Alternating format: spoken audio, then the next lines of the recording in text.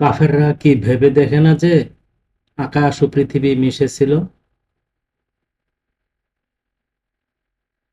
আর আমি তা পৃথক করে দিলাম। পানি হতে সব প্রাণী সৃষ্টি করলাম, তবু কি তারা বিশ্বাস করবে না?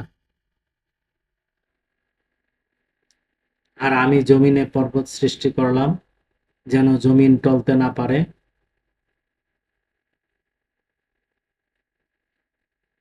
এবং আমি তথায় তাদের চলার জন্য প্রশস্ত পথ নির্মাণ করে রেখেছি। আর আমি আসমানকে রক্ষিত ছাদ করেছি, আর তারা আমার সেই নিদর্শন হতে মুখ ফিরিয়ে রাখে।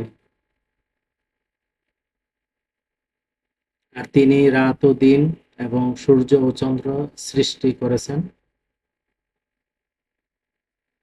প্রত্যেকেই আপন আপন কক্ষপথে বিচরণ করছে।